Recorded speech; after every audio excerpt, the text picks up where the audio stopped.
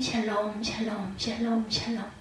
하나님 사랑합니다. 여러분 주 안에서 사랑합니다. 민수기 26장 말씀입니다.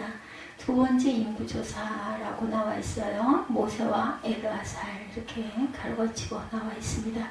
민수기는 첫 번째 인구조사를 명령하는 것으로 시작이 됐었어요. 애굽 땅에서 나온 지 2년 2월 1일 야훼께서 시내 광야에서 20세 이상 싸움에 나갈 자 인구조사를 명령하시죠. 민수기 1장 1, 2절에 증거합니다. 최후 40년에 하나님은 두 번째 인구조사를 명령하시죠.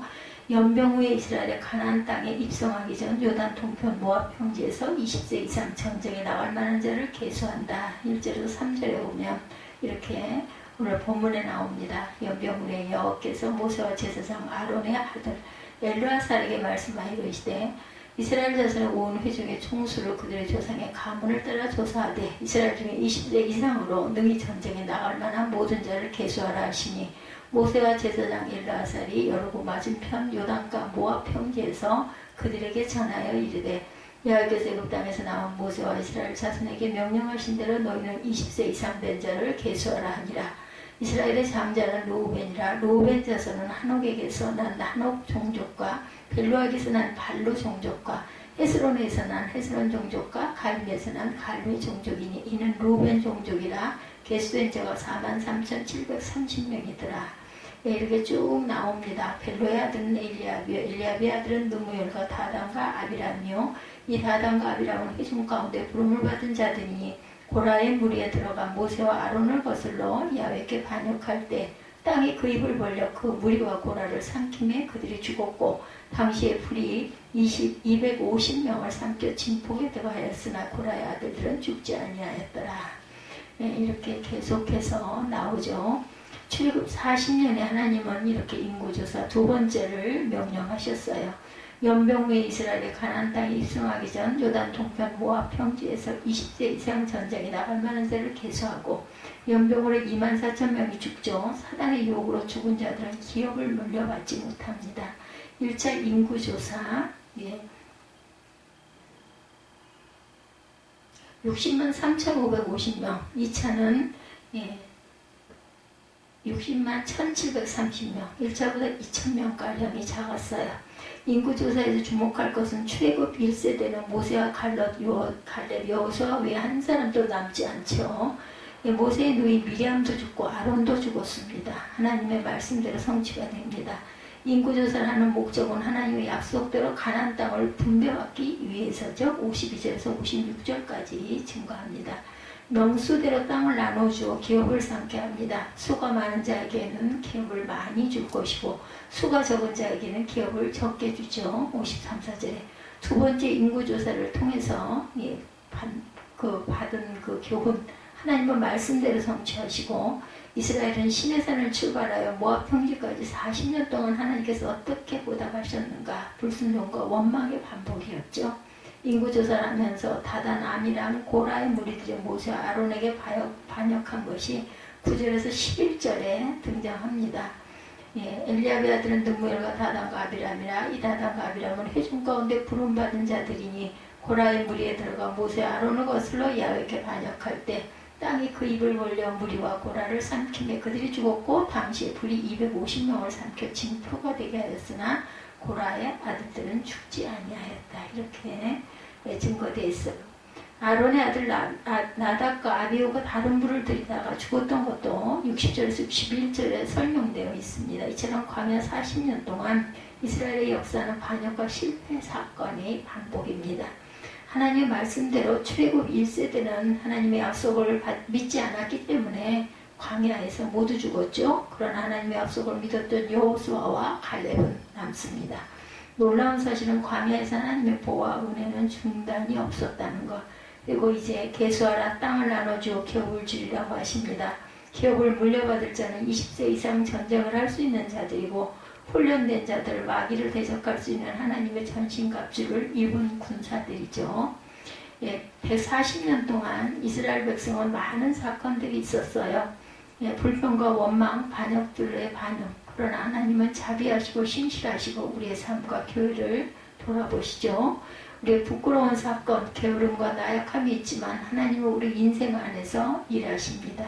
우리 교회 안에 선하심과 인자하심으로 일하시고 성도를 하나님의 군사로 훈련을 시키시죠. 하나님의 말씀은 늘 성취되죠. 복음으로 주신 하나님의 약속은 반드시 성취된다는 것.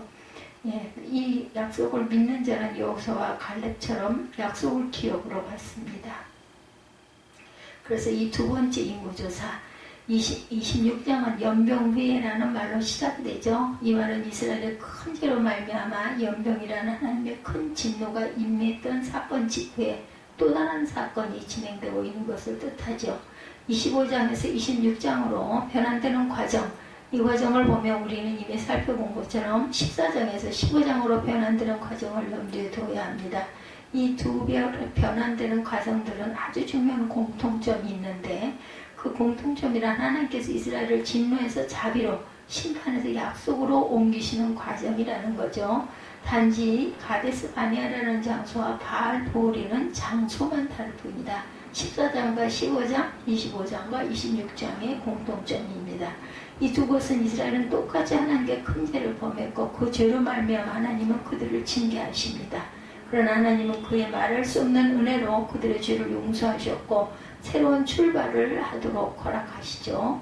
후에 에스라는 이런 하나님의 은혜를 기억하고 우리의 악한 행실과 큰 죄로 인하여 이 모든 일을 당하였사오나 우리 하나님은 우리 죄악보다 형벌을 강하게 하시고 이만큼 백성을 남겨주셨사오니 라고 고백됩니다. 하나님은 새로운 출발을 하는 이스라엘에게 새 마음으로 인구조사를 하라고 명하시죠. 그리고 두 번째 인구조사의 영적인 의미 또한 이를 오늘날 우리의 삶에 어떻게 적용할 것인가. 약속의 땅에 들어가서 싸울 자들, 첫째로 약속의 땅에 들어가 싸울 자들을 계수하라는 명령이죠. 지금 이스라엘은 가나안을 바로 목전에 두고 모압 평지에 진치고 있는 중입니다. 출애굽 1세대들은 모세와 여호수아 갈렙을 제외하고 다 죽었고 새로운 세대들이 가나안에 들어갈 준비를 하고 있죠. 그때 하나님은 모세와 제사장 엘르아살에게 두 번째 인구조사를 해라. 첫 번째 인구조사는 출애굽 1세대들이 가나안 직전까지 전진하는 동안 전쟁을 대비한 것이고 두 번째 인구조사는 가나안에 들어갈 새 세대들이 가나안에 들어가 싸울 전쟁을 대비하는 거죠. 2절에 이스라엘 자손의 온 회중의 총수를 그 조상의 집에 따라 조사하되 이스라엘 중에 무릇 20세 이상으로 능히 싸움에 나갈 만한 자를 계수하라 하시니 20세 이상 된 남자들로 앞으로 가나안에 들어가 싸울 병사들이 얼마나 되는가 알아보기 위한 것이 두 번째 인구조사의 무손되는 목적이었어요. 51절에 보면 전쟁에 나가 싸울 수 있는 20세 이상 남자 총수가 60만 1730명. 이는 첫 번째 인구조사에 비해서 1820명이 줄어들었습니다. 여기서 특이한 점은 유다 지파를 포함한 7지파는 숫자가 느는 반면에 르우벤 지파를 포함한 5지파의 숫자는 줄었는데 그 중에서도 시므온 지파의 숫자는 자그마치 37,100명이나 줄었습니다. 이는 우리가 살펴본 것처럼 시므온 지파가 바알볼 사건으로 범죄하여 그 지파에 속한 많은 사람이 죽었기 때문이죠. 또한 르우벤 지파 2,770명이 줄었는데 이는 고라당의 반역 때 고라와 함께했던 다단과 아비람이 르우벤 지파 사람들이었기 때문이죠. 더 중요한 것은 시므온 지파와 르우벤 지파는 회막 남쪽에 같이 나란히 진을 친 이웃이 없다라는 점입니다. 오늘 우리에게 아주 중요한 교훈은 하나님은 이스라엘의 큰 죄를 은혜로 용서해 주셨지만 그 죄의 흔적은 남아있다는 것입니다. 바알볼 사건의 주동자가 시므온 지파에 속해 있었기 때문에 하나님의 진노로 말미암은 심판의 피해가 다른 지파 사람들보다 컸다는 점을 아무도 부인할 수가 없죠. 또한 고라당의 반역 사건의 주동자가 르우벤 지파에 속해 있었기 때문에 그 지파의 숫자가 현저하게 줄어든 것도 이상할 것이 없다. 더구나 이 두 지파는 같이 나란히 진친 이웃이었고 그래서 나쁜 일에 쉽게 하나가 되어 하나님의 진노를 크게 받을 수밖에 없었습니다. 그러므로 하나님의 오래 참으심과 크신 은혜만 생각하고 겁없이 용감하게 죄짓지 말고 죄는 비록 하찮게 생각되는 것이라 할지라도 피하는 것이 최상의 방법이라는 것을 우리가 잊지 말아야 되겠다. 둘째로 약속의 땅을 어떻게 분배할 것인가 준비하라는 명령입니다. 두 번째 인구조사의 또 다른 목적은 약속의 땅 가나안에 들어가서 각 지파들이 받을 기업을 공평하게 분배하기 위한 것들이죠.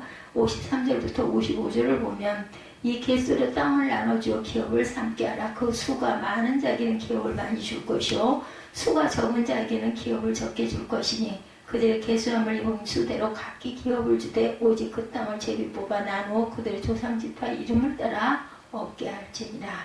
우리는 이 말씀을 통해서 하나님의 기업 분배 기본 원칙을 배워야 합니다.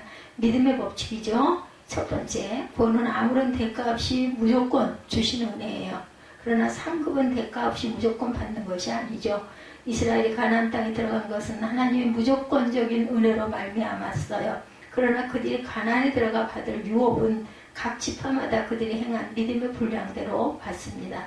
회막 동쪽의 진친 유다 지파, 이사갈 지파, 스불론 지파 등은 1차 인구 조사 때보다 숫자가 크게 늘어서 큰 땅을 유업으로 받게 되죠. 그러나 시몬 지파, 루벤 지파는 1차 인구 대비에 숫자가 현저히 줄어 적은 땅을 유업으로 받아야 합니다.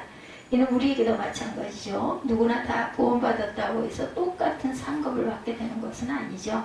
고린도전서 15장에 바울이 해의 영광도 다르며 달의 영광도 다르며 별의 영광도 다른데 별과 별의 영광이 다르도다라고 말하고 있어요. 성도들마다 장차 천국에서 받을 상들이 다를 것이라는 거죠. 예. 세 번째, 공평의 법칙입니다. 하나님은 후에 이스라엘이 가나안 땅에 들어가면 각 지파가 유업으로 받을 땅을 크게는 각 지파의 숫자에 비례하게 받게 되리라고 하셔요. 그러나 어느 지파가 어떤 땅을 차지하느냐 하는 문제가 남습니다.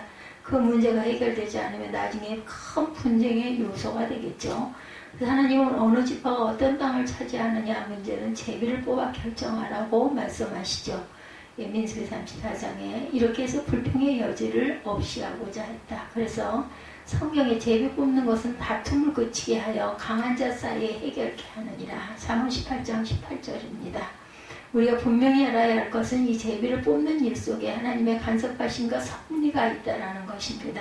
성경은 사람의 제비뿔을 뽑으나 이를 작정하기는 야훼께 있다고 잠언 16장 33절에 분명히 밝히죠. 사람들이 자기들의 손으로 제비를 뽑아 땅의 위치를 결정하지만 결국 그 결과는 하나님의 섭리에 있다라는 것. 세 번째 영적인 법칙입니다. 다른 지파들과 달리 레위 지파에게 유업이 주어지지 않았어요. 단지 48성읍들을 주어 흩어져 살게 했다. 그 이유는 야곱의 임종 때 유언대로 이루어졌기 때문이죠. 다른 형제들과 달리 레위와 시므온은 세겜 사람들에 대해 아주 잔인하게 대합니다. 그래서 야곱은 그들이 분노대로 사람을 죽이고 혈기대로 소의 발목 힘줄을 끊었음이로다. 그 노염이 혹독하니 저주를 받을 것이요 분기가 맹렬하니 저주를 받을 것이라. 내가 그들을 야곱 중에서 나누며 이스라엘 중에서 흩으리로다. 창세기 49장 6, 7절에 예언합니다. 그 예언대로 레위 지파는 흩어져 살게 되죠. 온 땅이 흩어짐으로 인해 레위 사람들은 더 효과적으로 이스라엘에게 하나님의 율법을 가르칠 수가 있었습니다. 영적인 일을 하는 그들에게 하나님이 친히 그들의 유업이 되어 주시겠다라고 약속하셨죠.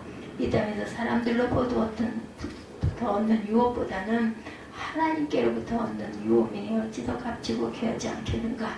우리가 믿는 하나님은 마치 농부가 일하는 소의 입에 망을 씌우지 않은 것처럼 그를 위해 일하는 사람들을 결코 외면하지 아니하시는 분이죠. 그러므로 레위 사람들은 다른 지파 사람들보다 더 나은 상을 바라보고 주님을 섬겼던 복된 사람들입니다. 오늘 우리도 이 땅의 유업들보다 더 나은 하늘의 상들을 바라보며 믿음의 발걸음을 재촉하는 복된 저와 여러분들이 되시기를 주님의 이름으로 축복합니다. 기도하시겠습니다.